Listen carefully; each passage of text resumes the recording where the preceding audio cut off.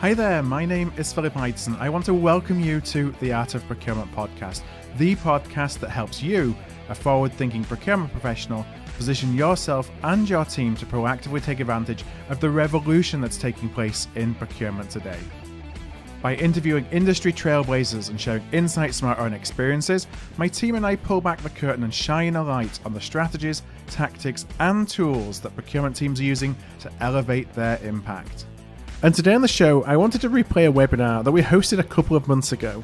It was an action-packed discussion, really introducing the topic of procurement orchestration, which has become an area of focus for teams leading procurement transformation here in 2024. We're joined by three different Fortune 500 executives. First, Elisabeth Schlag-Lawrence. Elisabeth is SVP and Head of Procurement Governance and Enabling at Bayer. Chris Vessey, the Executive Director of Global Product Strategy and Transformation at Goldman Sachs. And Shachi Gupta, Global Head of Strategy, Intelligence and Digital Transformation at Bristol Squibb. Now, alongside Shachi, Chris and Elisabeth, we were joined by Lance Younger. Lance is CEO of ProcureTech. We explore in the conversation how global procurement leaders define modern-day procurement orchestration in a highly decentralized and digitized landscape and the difference it can make to their organizations. Our guests shared some snapshots of what a journey towards successful procurement orchestration looks like for a Fortune 500 company and the challenges they made to overcome along the way. And then finally, we explored how procurement leaders can secure buy-in for an orchestration revolution, as we called it in the conversation, in the business, and the steps they should take to launch once they have that support. There's a lot of great content in this conversation. I hope you enjoy it as much as I enjoyed facilitating the webinar. Now, I do want to thank the team at Oro Labs for helping us bring together the guests for this discussion. So let's go into the conversation. I first started asking Elisabeth if she could share some details about her role at Bayer. So I'm at Bayer, and I've been here for going on 3 years this year. Originally, my background, however, is not necessarily life sciences. As you know, many of us have crossed paths before. Mm-hmm. I originally come from the consumer space, fast-moving consumer goods, and I'm used to a very fast pace and not much budget and, all the usual consumer pains, right? And I've been in, procurement a few years. And right now I'm in a role where I call it the Center of Excellence on steroids, I joke around about, because it's called Governance and Enabling. I don't love the governance because it sounds a lot like making rules. While we are a German company, living up to our reputation sometimes. Mm-hmm. We do make rules too. We write a lot of the policies, but we try to be more involved in a lot of the enabling. But we make enabling a lot more interesting, a lot more sexy. So we have a lot of the work we've been doing around lighthouses and innovative disruption in technology, and work among others also with Lance here and in the way of finding new technologies. And our biggest rule is that we try not to talk about the technology. I tend to always say that it's a problem we're trying to solve, and then we talk about the technology. So we like to be kind of procurement geeks, and we do everything from process optimization through innovation technology to we even have a liquid organization called the Rapid Deployment Team. So we have some pretty cool stuff in my group. I'm very fortunate to have quite a few geeks in the organization. Lots to dig into today then, and probably not enough time to dig into it all. Yeah. Shachi, how about your role and just a little bit of context of Bristol Squibb for anyone who isn't familiar with BMS and kind of where you are on your procurement journey? Sure. So I'm Shachi. I basically have 18 plus years working across different industries, very similar to Elisabeth. Worked in agribusiness, CPG, FMCG, financial services, and now life sciences as well. So common paths for some reason. And truly, it's been sort of a journey of driving strategy, innovation, and growth in all of these organizations. And I've been fortunate, I feel, in working alongside a lot of the CDOs and CPOs, driving, I think, three common themes, which obviously continues in Bristol Squibb as well. The first one really is about driving innovation and growth across end-to-end value chains, right? Mm-hmm. So whether it's farm to table, whether it's farm to shelf, whether it's the work that I did in commodity trading, execution, logistics, financial risk, and now in the drug development to the patients, really the focus is on how you connect that value chain to drive that value creation that needs to happen. The second theme always has been around how do you really think about solving multidimensional problems, right? The length and the breadth. And I think that's really what excites me. So that intersection of everything that we deal with, people, process, data, tech, systems, of which people I find the most rewarding and the most challenging. And lastly, the third one, which I think has been sort of key and central in my life, has been the full circle of strategy and bringing it not just to execution, but truly bringing it to a thriving space, right? So I think the place where it's fertile enough to keep evolving, being agile enough, right? So it's like one thing to envision something, but how do you keep on sort of having that evolution sort of a lens to it? So that's really what, you know, I've been doing for so many years. And BMS, very similar story. It's a transformation journey that we do. In fact, I think we've had too many transformations. We went through a huge integration in 2020, 2019, wherein we had the largest integration in the life sciences space with Celgene. And post that, we kind of got into orchestration actually a lot sooner than most companies in 2020, when I kind of created that vision as to what that needs to be as for us. And we are almost a year into implementation. So we'll share that journey with you as we talk for more. Yeah. Lots of lessons learned, I'm sure. And also love the fact that you talked about transformation not being I think about it's an evolution, isn't it? It's continuous improvement, as opposed to here's a transformation, we start here and we finish here, and then we go on and do something else. Absolutely. Chris, the same question for you as well. Great, thanks everyone. So yeah, Chris Vessey, I've been at Goldman Sachs for 5 years, and I'm not sure if it's a requirement to be on the panel, but I started in FMCG as well, and then kind of went from there, from Procter & Gamble into JP Morgan, and then JP Morgan into Goldman. And I think the whole journey for me has been one of transformation. Actually, that's definitely what I love doing. I think the idea to see both people, processes, and platforms all kind of move and evolve. And I think what I've loved, especially the last few years, although it's been obviously quite disruptive on a lot of levels, is just seeing how the culture around us is influencing how we do things in the workplace so much more than it used to. And I think the way our employees are expecting to engage with our kind of processes, our solutions, and what they expect is completely different than it used to be even 5 years ago. And so I think that's kind of been a real momentum for us. We've been on a pretty significant 5-year journey, taking kind of 20 plus platforms that have been in the firm for a number of years and decommissioning them, replacing them with other applications, and then kind of realizing through doing that there's a need for some level of coordination and orchestration that we can talk about today. So great to be here. And I have to say, just one thing to add, I'm desperate to get the adjective sexy into my kind of procurement stack. Now Elisabeth kind of said that, and that's a good one. I'm determined to find a way to use that adjective more in procurement. I think that's a good one. Well, by the end of it, let's see if we've got some good sound bites along there. We'll challenge Elisabeth to get that into the webinar as much as we can today. Lance, I want to come to you. You've had experience on both sides of the table. At the moment, you are CEO of ProcureTech. And if you just explain a little bit about what ProcureTech is, and then I got some follow-up questions specific to process orchestration. Yeah, great. My background, I started in automotive, but I was lucky enough to work at Goldman Sachs for a few years as well, prior to Chris's time. So he's mopping up on the mess potentially I created. So thank you, Chris, for keeping the record straight there as well. But and as you say, Phil, had time working for a number of consulting businesses, software businesses, and being in these operation roles as well. But we set up ProcureTech about 3 years ago now to help basically match digital solutions together with leading corporations, but most importantly, to help them scale. If you don't match in the right way, then you can't scale. And if you don't have the capability within a procurement organization, or indeed in the digital solutions, you can't scale. Because we fundamentally believe procurement can't achieve everything they want to achieve without being digital. There isn't enough people to go around, and there isn't enough capacity and capability to go around as well.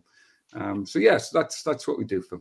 Yeah, and that scalability, I think is one of the greatest challenges that we have, certainly that we've had over the last 20 years of the professionalization of procurement, is how do you take individuals who are very, very good at their job and scale that across an organization? Because at the end of the day, it's still been a very people-based profession, almost in spite of our processes and technology sometimes, that individuals have been successful rather than because of.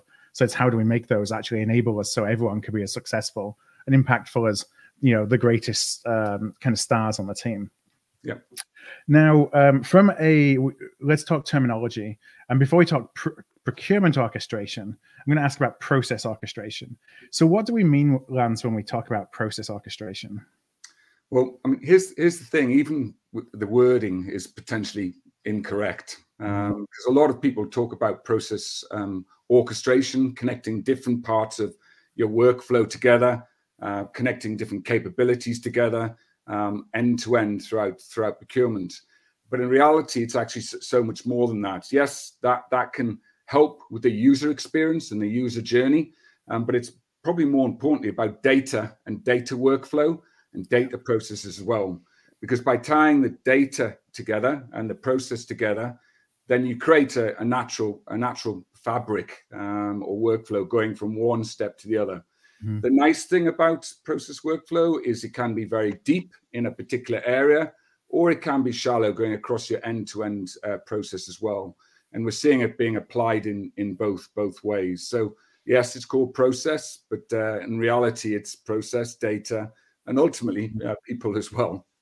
And how much of it is, how much does automation play into that? So is it essentially automating different processes so there's less stop-off points? It is.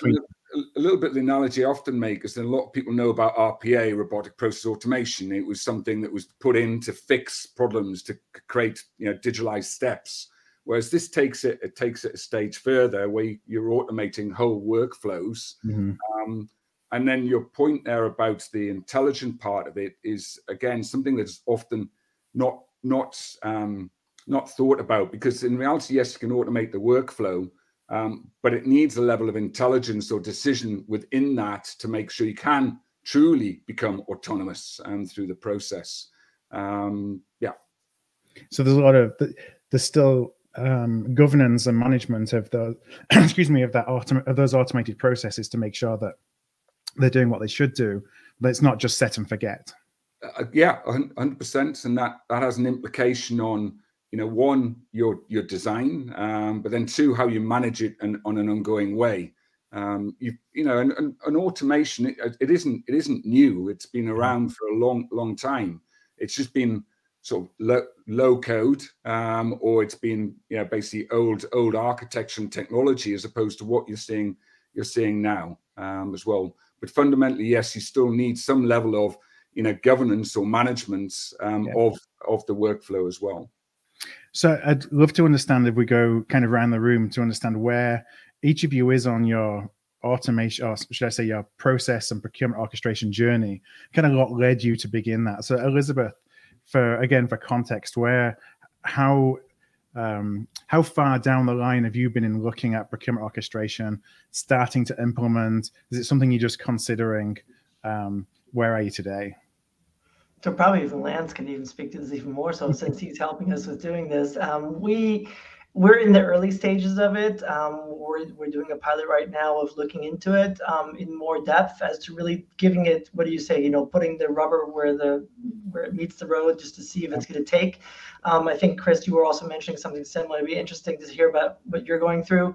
But more importantly, as I said before, this really was, I call it the gravy on top, right? Like it's almost like an icing layer that you put on top of everything else that we've built. So for me, it's more complementary to our vision, if that makes sense. So yes, this is a pilot. We're just barely starting, and we really believe in it. And we really think it's critical for all these kind of tools to go in, to go to like a DPW, whatever you go to in the way of technology events, and then kind of pick your raisins out, and then say, I'm going to come home with 3 or 4 nice ones. I've looked at all these others that make me crazy because they're way too confusing and everybody's duplicating, in many cases, the same space. I come home with my 4 raisins, and then I run my pilot on them. And to me, that's really what we were trying to do here, and say, this is one of the tools we feel is really important to us, because it's going to create this layer on top of everything else that has really been detrimental to the user experience. And I think what was key, what you said before, Phil, and I think Chris also said it, was culture and people. And what I'm very afraid of, we're going through a very large transformation right now. I think it's quite public. I think it's super cool. It's called DSO, and it's really about shared ownership.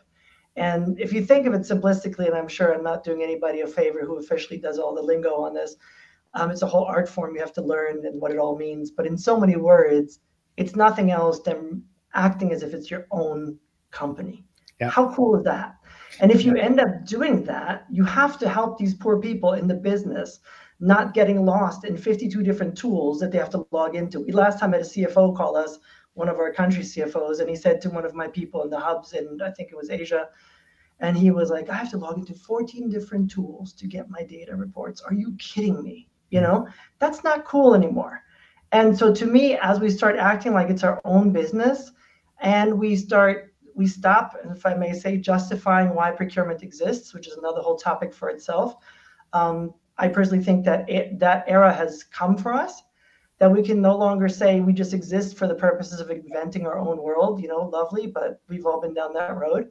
I don't see that purpose. And until we can't show our real value, like Shachi said before, also with enabling and empowering people and tools, to me, that's what orchestration is all about. Make their life easier, the user experience.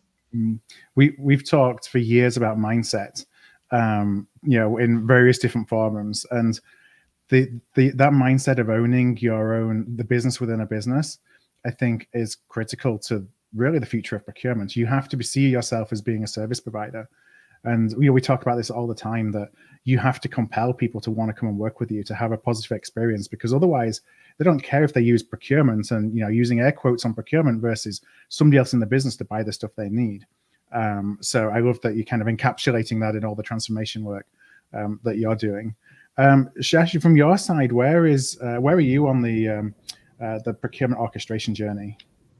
Well, first of all, I'm happy that, you know, you're not calling it process, but exactly what Lance said, because I had an epiphany. I was like, why do we call it process orchestration? Should we call it procurement orchestration and financial orchestration? And it has so much of, I would say, applicability across the board, right?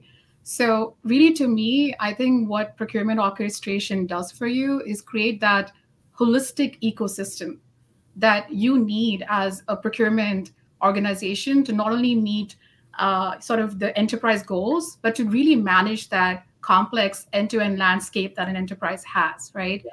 And the best way to understand that, kind of building off what Elisabeth said, you need to understand the backdrop of what drove orchestration, right? Because I said, like, we started thinking about this in 2020, wherein there's been a mindset shift in terms of procurement. It did like a major flip, wherein we went from whatever we were considered before. I don't want to use the word transactional and all that, but we went to truly being people who were looking at driving value to the revenue, to the sales.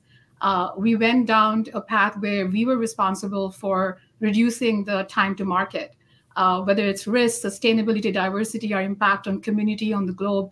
That's what procurement is doing now.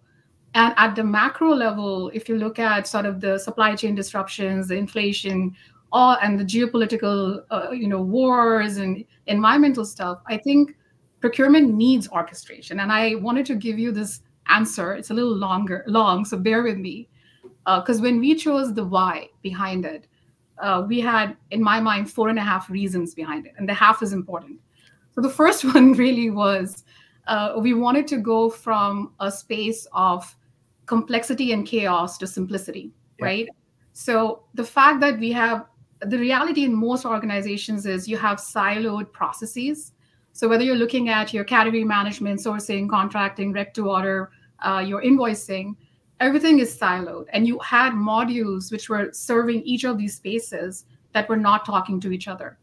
So the need for creating that streamlined, simple workflows, which not only connects the processes end to end, but also integrates the different systems, was key for us. That was like the first. So simplicity was the first driver for us. And I love the fact that it also makes the plug and play possible. The fact that there's democracy in terms of it doesn't have to be one end-to-end solution, the biggest aha that everybody had. Why not? Why shouldn't we use?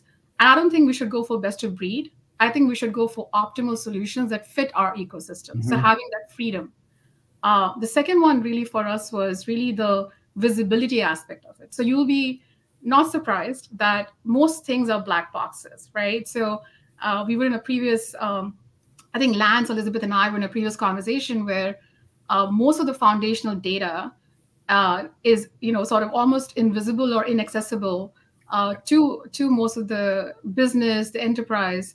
So how do you have not only the visibility, but also the traceability And there are two journeys here, right? There is an intake to order journey, and then there is a category strategy, which is more of a, I would say, a strategic, less of a push, more of a pull, a strategy all the way to payment. So the second one was visibility for us, all the data fabric stuff, the intelligence that Lance spoke about earlier.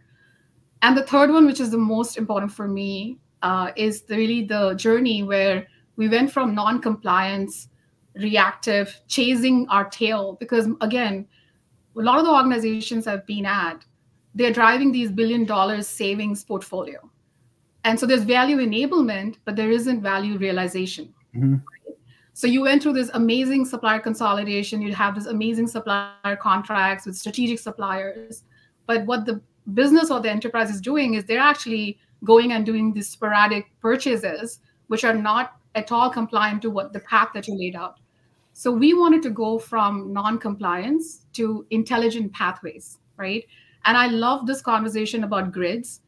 So behind the orchestration, the decision rule engine is basically this complex grid, which is the pre-work that needs to happen. So it's not the technology, really. It's the pre-work that needs to happen that then fuels the technology. And the grid is on dimensions of what's my category type? How complex is it? How simple is it?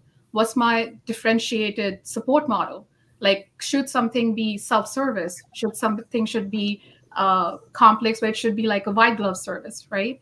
What are those different mechanisms that I have? Do I want to use a P-card, catalog, Candex, Maximo, or should I be using a very specialized technology like Decideware to source something, right? So all of those are the grids, which also then help you manage your resources, because you all have budget crunches. So how do we allocate our resources? So that was the third one. The fourth one was speed. If you are streamlined, if you are interconnected, if you are able to have that governance in place, for sure you'll get to that pace.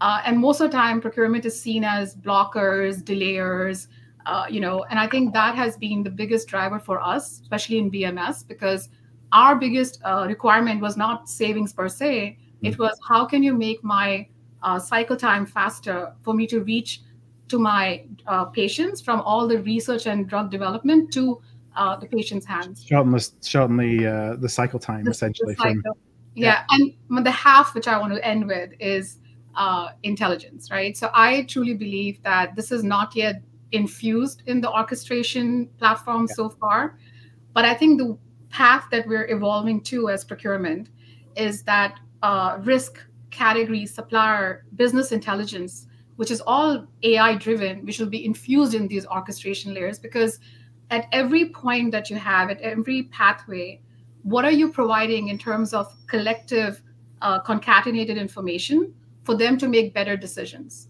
right? And I think that for me is a half right now, because that maturity, that application of AI is not there yet. So those are the four and a half whys in terms of what we're doing and why we're doing it. Well, thank you, first of all, for that. I took a bunch of notes as you were speaking too. I probably could ask another half an hour's worth of follow-up questions, but something that was, so when you talked about compliance and the grid, what was interesting, I'm just kind of visualizing this and kind of laying it out for folks to watching as well. So essentially you have, and please correct me if my understanding of this is wrong. So you have, a standard intake and all the different things that you can buy, across the enterprise. And essentially what this grid is doing is making decisions based on what somebody wants to buy to route it to all the different right places, so that, there's not necessarily manual triage, or it's an email that goes into someone's inbox and sits there for a week because they're busy or they don't know what to do with it. If it's something that can be, or that they can basically go and buy on their own within some guardrails and other systems you've already set up in place, it's going to guide them to that. If it's something that's highly risk related or strategic or cost related in terms of spend, then it might come somewhere else and it may come into your strategic team. But essentially setting up all the guardrails for the right thing to go to the right place. Exactly. You nailed it. That's really what Lance got. I know, I was going to say, and here's the thing, Phil, literally I've just had a workshop this afternoon designing those channels. So yes, you've got the channels for sourcing, channels for buying, and channels for supply. And now basically you've got the ability to integrate the solutions, integrate the intelligence, and better still with kind of generative AI being implanted within it. There's intelligent mapping of data points, intelligent enablement of steps in the process. So it becomes all automated. Yeah. I remember way back, you know, when I was working at Ariba, this is 2005, we had this one guy who had the brain the size of a planet, and he tried to create an Excel spreadsheet that did this. And we used to basically go to clients and basically say, imagine if, you know, you did, and we'd map it all out. But the problem was the solution was individual capabilities that weren't connected. So it looked great in an Excel spreadsheet and what it could do, but the technology wasn't there to tie it all together. And now it is. Now it is. Yeah. And I think another interesting point to say, Shachi, that you said was about, you know, it's not even necessarily looking at best of breed for each. So one of the things I think about technology is there such a thing as best of breed? Because it's all based on the organization that you work with. You know, everybody's needs are somewhat different in terms of capabilities. So now you're looking at this as the ability to plug and play lots of different solutions, but actually you've got a layer on top of it. So that's pretty seamless to anyone who's a user. And so you're only really thinking about that behind the scenes as opposed to what's the UX and how complicated, and the CFO that's got to log into 14 different systems to get their data is not really something you have to worry about so much when you're putting a layer on top of it. Well, the thing is also we'll get shut down, right? So I mean, the reality of the world that we live in from a budget restriction perspective, it's like, is it a good to have? Is it must have? Like, it's like, do I really need a best of breed? And the reality is that if you truly understand your ecosystem, and every company has a different ecosystem, where their process maturity is, who the people are, oh my God, the cultural aspect of it, like, does IT love procurement? Does IT hate procurement? Like, I mean, you know, that has a huge impact on what you end up doing. So I don't think that the solution is best of breed per se. It's what's optimal for you that is a good fit. And I think that's where organizations like Lance's, we've been also in conversations with ProcureTech, is once you understand what the problem statement is or what you're trying to solve, and you have now all these providers out there, especially I love the fact that we have so many procurement technology tools, but then an A might not be a good fit, or a D might be for different, because of the different dimensions that we have. So it may not be a best of breed that you choose, but what's the right fit for you, right? And Chris, I'm going to come to you in a moment just to kind of talk about where you are and some of the thinking behind, you know, kind of getting process and procurement orchestration off the ground. But there's a question that came in, and maybe this is a question for you, Lance. The question is from Manish. Manish says, do you think procurement orchestration is way behind the overall digital orchestration of different processes, systems, frameworks we have in global banks, for example? And I think Manish comes from JPMC. If yes, why and how much are we behind? Are we to know, you know, is technology in the procurement space catching up with what's available elsewhere? I think there's a demand and supply answer to this question, because process orchestration isn't new, and a lot of the big platforms, you know, like ServiceNow, you know, Appian, Pega, have been around for a long time, and indeed they've spent a lot of the time in finance and in banks, basically automating the customer-facing solutions, automating ticketing systems. But what has changed over literally the last 2 years, maybe 3 years, and rapidly over the last year, is the introduction of solutions that specialize in the procurement area and therefore have deeper knowledge of the procurement object, of the data objects, of the supplier record, of the processes, and enabling them to refine the use cases to be more aligned to procurement. What that means is that whilst procurement might be behind, that overall in the application of bigger solutions like ServiceNow, they're actually not so far behind when it comes to some of these niche solutions that focus on procurement as well. The other thing I would say is the adoption of orchestration within procurement is happening very, very rapidly. You look at Zip in the mid-market, over 350 customers. It's significant. And so there's a rapid adoption, which means that if maybe people do feel like they're a little bit far behind, then it's going to be quite easy for you to pick up the baton. So we've, Shachi, you've helped us kind of imagine the art of the possible. Chris, I think you're a little bit earlier in the adoption, the journey, you're kind of looking at, is this something that makes sense for us? Is it a path that we should be going on? And as you start to pitch the idea of procurement orchestration internally, what are some of the ways that you have been kind of selling this idea as you start to get internal buy-in for going on a journey yourself? Yeah, so I mean, I'd start by saying I think it's really important that we don't just see orchestration as part of an evolution, but it is really a revolutionary change, actually. I think if you really step back and think about what this really means, I mean, the best analogy probably is one of an orchestra, right? I think it's very easy for us across the organizations to optimize individual elements of something, to have the best trombone player, the best violinist, the best percussionist, right? But what we don't do well often is joining that together to have an orchestral piece. And actually the best pieces of music are not ones that you automate, where you kind of pre-record and then just sample layers on top of each other. The best pieces of music are ones where you've got that live feeling, where there's a conductor who's bringing swells and slowing and speeding things up. And that humanization, we kind of started to call it within Goldman, of this orchestration is critical. Because I think what we've realized is that, exactly as some of you were saying earlier, like procurement can be undervalued sometimes. It could be looked on as being not critical for the firm to move forward by the individual users. But we know as procurement that actually the value add is significant. And if we could, we'd have a procurement professional sat next to every single user in the firm to guide them through what they have to do, right? And actually, like our belief is that is what orchestration lets us do. Because what you're able to do is to build a solution that has elements of automation, where you automate certain parts of the flow that make sense to automate, but it has a dynamic and a humanized nature to it if you design it well, that lets you actually morph around the different scenarios and not feel to a user that they're stuck in some kind of impossible channel, and that as their needs change, they have to restart the whole thing again to try and find what they do differently.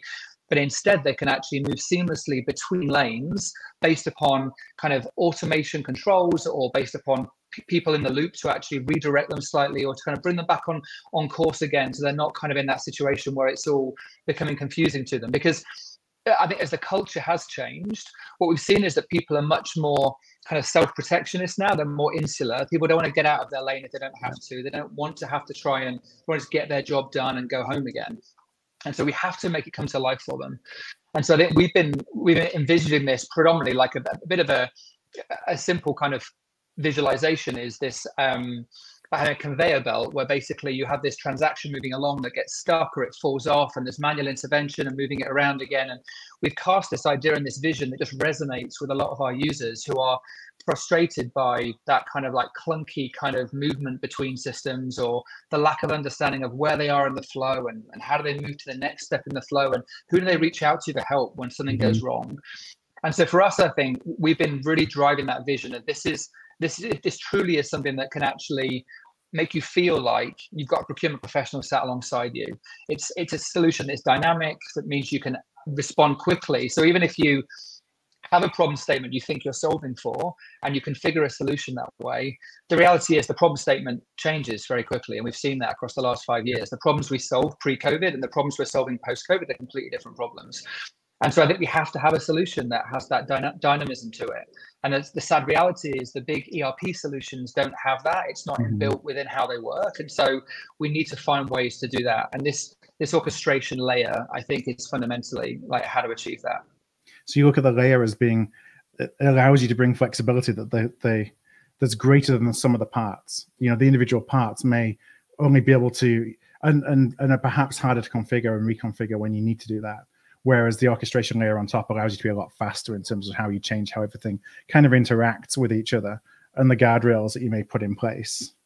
You have much better data. I think Lance said at the start, right? He's exactly spot on. It's really a data problem. That's really what it is. I think, and to have good data, you need good compliance to process and policy. To have good compliance, you need a good user experience. Because if the users don't know what they're doing, they will find the fastest path to exit, right? That's a guaranteed skill that all of our users have. And if you're not orchestrating that, you can't get there. And so you use this to gather data, and that data helps you make it better and improve, and to reorchestrate. And the nature of the flexibility of these kind of applications is that you can reorchestrate very easily. It's very dynamic. There's no multi kind of layered kind of complex waterfall project to kind of change the workflow. Like you drag and drop it and it's done. And that is wonderful actually in terms of the experience. I see there's some great questions coming in the chat as well that I'm going to jump on in a minute. But Elisabeth, I'm glad we've got you back. I'm not sure if there were some tech problems going on in the background there. I heard everything though, so I was remote. The usual tech experiences right in the world, yeah. But what I was going to ask is, from where do we start? You know, as you're starting to look, okay, I want to start understanding the impact that procurement orchestration can have for me. Where do I start in terms of, I'm going to focus on this individual process or this part of the workflow? You know, were there any kind of rules that you followed or pursued when you were thinking about getting, you know, experimenting and starting your experiments in procurement orchestration? So I would never claim to be, you know, Shachi and these guys really. I mean, she can talk much more in full depth about where, you know, every aspect of the technology. To me, it's more around the pragmatic approach. We took it in slices. It was a little bit like the salami tactic, you know, in our old days of all of our Karas training. Every negotiation starts with, you know, slices. And to me, that's what this was. We really decided that there was a segment that we wanted to test. That's what we are doing. And then we're going to move on to the next. I think this is how it should be for any technology. And I also would, honestly, I'm a tiny bit, you know, we're getting all excited. And of course, it's all about orchestration this session. But I think sometimes we, you know, we tend to jump on the next pony that's there. And it's like, oh, this is the next hottest thing. And it's so cool, right? We've all been through this 50 million times. And as you said, Lance, you know, at Ariba, I also remember 2002 or something like that. We did Ariba implementations when it was still with free markets, all the old worlds. Yeah.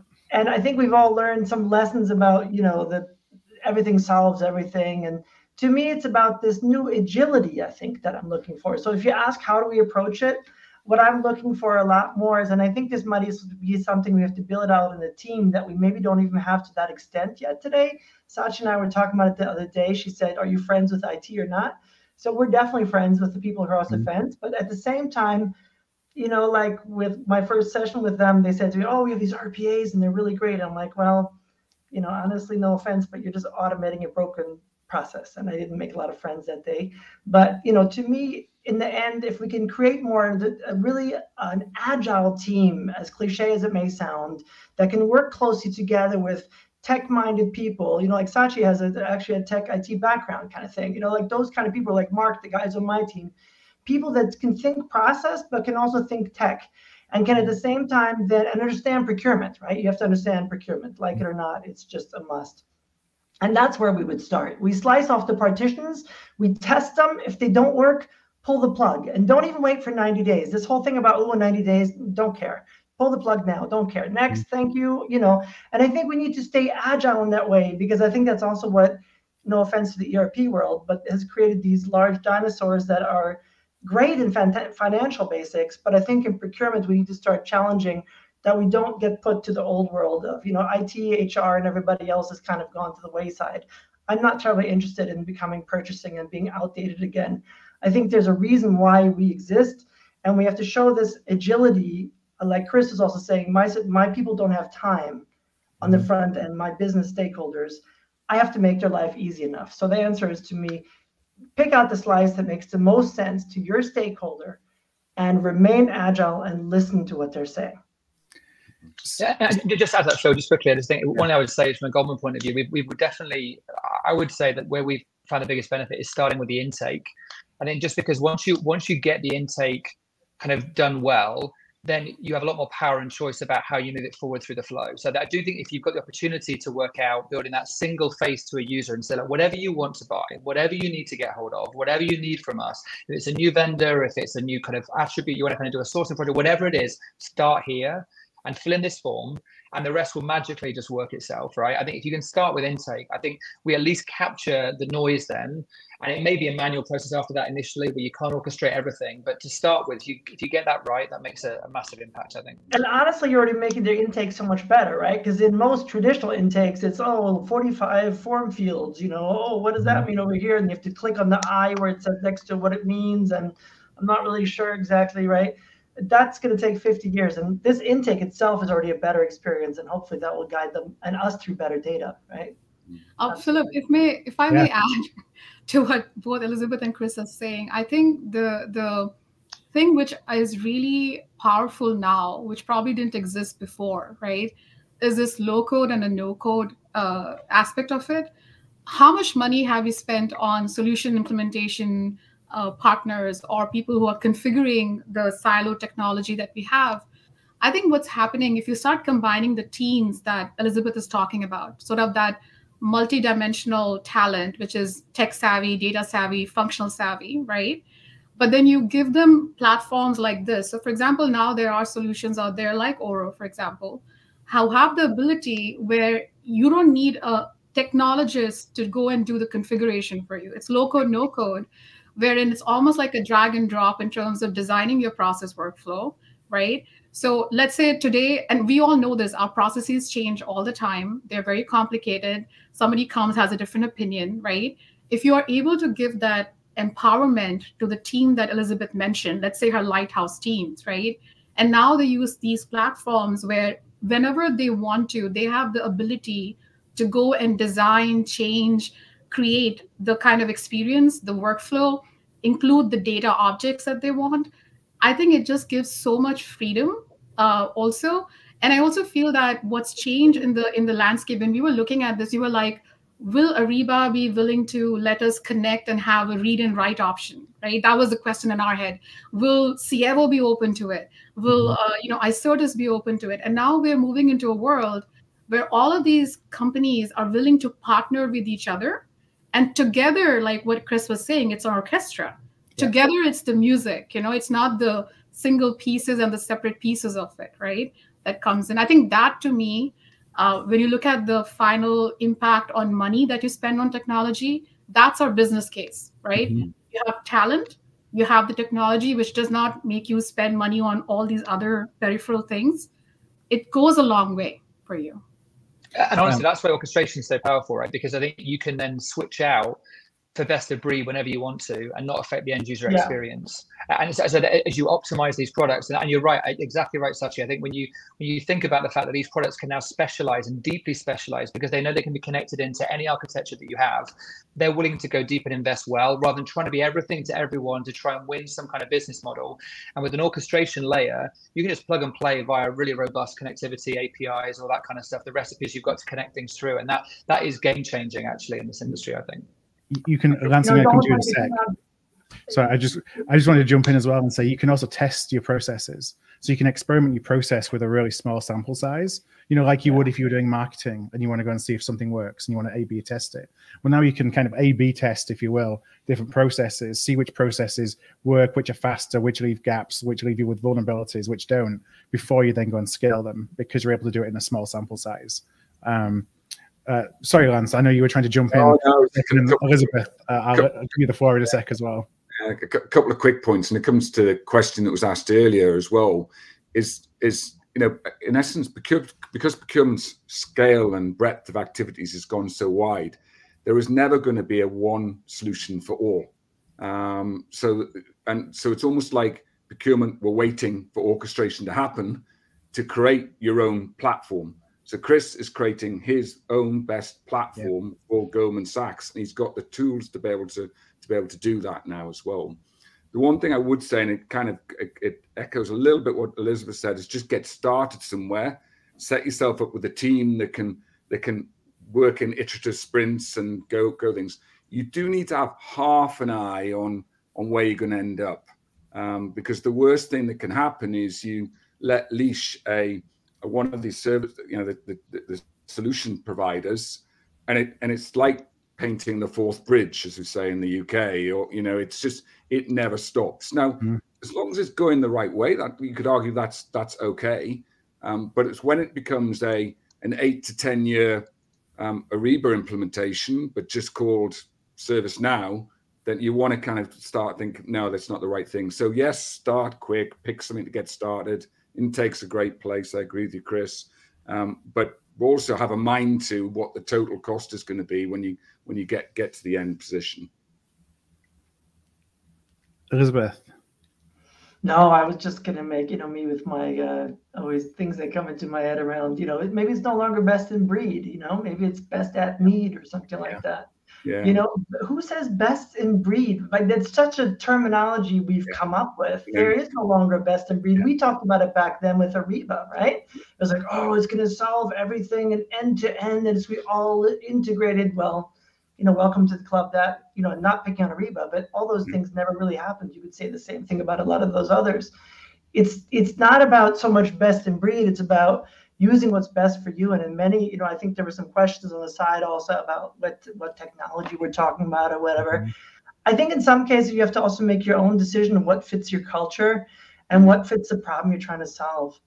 And in some cases, it's not just about like, oh, it's the exact same building block as, BMS did, so I'm going to do the same thing. No, think about what you're trying to solve and don't just run after another tool, to me.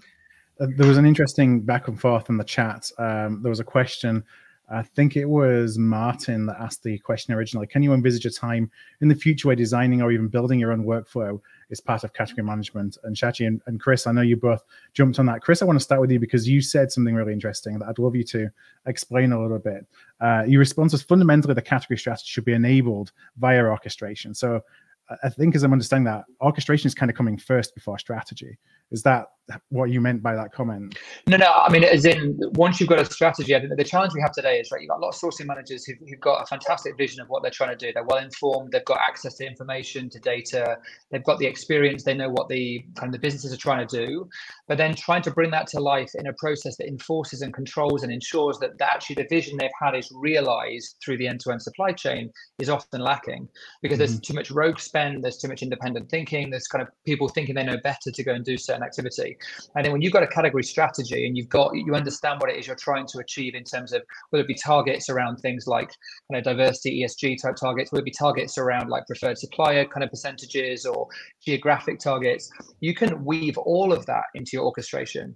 And so the whole point is then when the users are going in, they don't even realize they're being, again, slightly moved towards the path you want them to take. Yeah. They're not being blocked and told, no, you can't go any further. They're not being sent back to start again. They're not being told they've got it wrong and what a terrible behavior. They're being orchestrated through the process. They feel like they're being led by the hand through what happens end to end. And that fundamentally, if you use the tools correctly and you build it in a way that you've got the right data elements of it, you're asking the right questions to the right person and gathering the right information, I think you can enable all of your strategies within the orchestration layer, and that ensures you can have the success that you want end to end. Okay, that's helpful. So Shachi, from how do you balance? Because you responded, there's obviously orchestration platforms out there that allow category managers to have that ability within their own categories to orchestrate their own processes. How do you balance, let's say, individual category specific or even product or service specific buying processes that are orchestrated within a tool with corporate policy? Because historically, we've always gone and said, okay, these are the rules, we've got to fit with the rules. And even though we know that marketing buys differently than buying some compound, the rules are still the same for each one. So I think that's always been a struggle, is how do you get that flexibility while not breaking the policy, the processes that we have in place? Yeah, so I think the beauty of this is it gives you the balance of having that freedom and agency, but at the same time, you do have the guardrails, like the hand that Chris was talking about, right?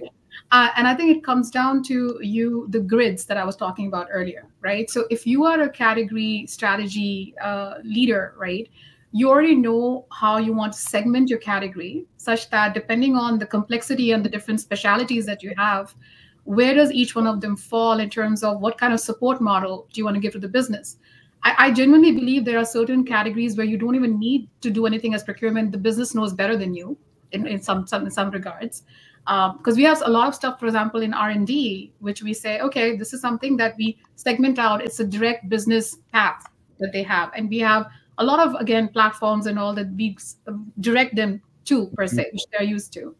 But then it's also about saying, okay, what are those paths where, it's already something that's negotiated, it's self-service. And I guess that's another pathway that comes into being. But whenever you have a non-preferred path that Chris was talking about earlier, how do you then, again, bring procurement back in? But it's not a reactive but a proactive thing, because where I think orchestration can extend itself is also create an experience for category managers and business partners. So one of the things, again, in that half that I was talking about, what we started creating in BMS is something which we call the category workbench. It's an experience for the category and managers and the business where we flipped the game, where we were mapping the spend to the product area. So we took the product spine, let's say by oncology, by cell therapy, and it said within that space, they don't care how procurement is organized. They care about what the product is in composition, right? The totality of it. And what can we bring to them in terms of information of spend, contracts, suppliers, that universe that exists, and then what the opportunities are. So we created an experience sort of a platform where a category manager and a business partner would go in and know exactly what that composition of the product is, what are the different contracts that are existing, what are the suppliers, what are the possibilities. And that to me is a more value generation, proactive approach. So I think it's a blend, right? So you decide which segments of your category deserve that, which of them don't need that, and it leads to better management. I'll say something provocative here. I feel a lot of procurement organizations are gung-ho on outsourcing. I would say if they do a better, and it's like, oh, I'll save money, I'll just outsource. And so many of them are going, they're regretting it because they have done that and they don't find the same amount of specialization or service that they want to provide to the business, right? If you do a better job planning that grid and that segmentation and implement such platforms, it's not like just a trigger like, oh, let me outsource, right? Because some of them are truly valid for outsourcing. I'm not denying that. But it's this pre-work that's needed. So it's a balance. You can be highly, highly targeted then. Let's say you go down the outsource path where, I need specific subject matter expertise, for example, in this one thing, because we just don't have it for this one project. And that grid is going to take you down that path to, yes, I need to go out doing that versus I need to outsource, and therefore I'm going to kind of outsource everything. And, then it's really just going to depend on what projects come up and, what my contract says. And it's very much a general approach versus a highly targeted. You're able to be a lot more targeted. Elisabeth, I think you maybe... Yeah, to me, that's really the key. And that goes back to me also for the category strategy. I think there were several questions in there too. I think, I mentioned the DSO part earlier for, maybe an overused term with us a little bit, but just the fact that you're saying that it's more, I don't really like the word customization because, all of us with technology already makes your neck hair go up. You're like, oh my God, they're going to make a customized version. But in some ways, orchestration allows a certain amount of customization, user experience that is unique to what you're doing, what you need, right? To Shachi's point, I now can go in and it will guide me throughout the right path where I need to go. And therefore, I think it almost in some parts we need to challenge ourselves. I think what we immediately said, I heard the word policy right away, right? Oh, well, it says in the policy and have to be compliant and then they're going to have to do it. Who says that's still the truth? I think what we need to really do is re-challenge ourselves and say, maybe we don't need as many category strategies as we have today. Some of them are quite an art form. Some of us had hundreds of pages in our past life. Don't know if that always adds value, let alone their PowerPoint or something frightening that they're not even integrated into anything. And when is anybody taking them off the shelf again to update them? And the person is then has maybe left the company, which is even worse. And, so your knowledge retention is becoming more and more challenging. Your degree of specialization is challenging. So why not select a little bit like Eloise Epstein talks about your supplier management? Why boil the ocean across everything? The same thing with category management. I think we've overdone it with some of these areas, that this orchestration will finally allow us to give everybody their own entry point, have a certain selection of core category strategies, have a certain selection of data sets we collect, and don't do everything. I think that, and then give some of it back to the business. And Shachi, actually, I agree with you on the outsourcing. At the same time, there's that balance, like Phil says. I don't think today we should do some of the categories we do. I think that some of the categories are ill-informed sometimes that we do them. We should give them away. And instead, why don't we create these generalists of liquid teams that bridge this relationship internally, right? Like almost like consultants. And they come in and they help the information, but they don't have to be specialists at full depth, which I think this augmented model of a hybrid is going to help us get to the next level. And hopefully that's what we're designing in DSO. Phil, there's a question in the track here about what's happening in the market. Who are the players in the market? And without sort of naming names, I want to answer the question in a different way, because the market is dynamic in terms of the digital solutions that are out there. you have basically providers that are as I called them before, they've been around for a long time. I will name a couple of names: ServiceNow, Pega, and Appian. And they're core. They're operating at the enterprise level. You've then got a number of solutions that are new. They're procurement specific, but they're split into two different areas. They're the ones that are operating at enterprise level, and those that are operating at mid-market level. And they're solving slightly different problems because often at the mid-market level, they're operating in an area where there is no procurement function, there is no procurement process, there is no finance process because they're often acting at the interface, versus the enterprise-specific solutions, which have got the ability to work at the process level, the integration level, the data level, when it all comes together. And you need to be aware of that as you engage. The third aspect as well is you've got solutions that have basically integrated orchestration within their solutions. You wouldn't know that they're a low-code platform, no-code platform like Certa that's built, and they've gone incredibly deep on risk and supplier onboarding as one of the use cases. So you've got to kind of appreciate the market and the dynamics, and also understand the history of these organizations and where they're going and their roadmaps. And the fact that, yes, we're all, incredibly excited about the potential of the market, but literally 2 days ago, one of the providers in the market shut their doors. Yeah. They shut their doors. So something wasn't right. Either their core technology wasn't right, they couldn't sell very well. They were a relatively big team, but not massive, but they shut their doors. So it's just being aware of the market and the dynamics and going through the same due diligence you would do with anything to select the right solution, to make sure you're selecting something that's going to be the right fit for you as you scale as well. And so I know that we've only got a couple of minutes left. It's one of these things where I think we could probably spend the whole afternoon or evening going off into all kinds of different tangents related to the topic. We've talked, I think, very positively about the opportunity that is presented in front of us by building procurement orchestration layers. And I guess, Lance, I'll ask this to you just because you have that kind of bigger picture view of the market. What's some of the pitfalls, if you could say in a minute or two, like as you embark on this journey, what do you need to know that you might not know before you start?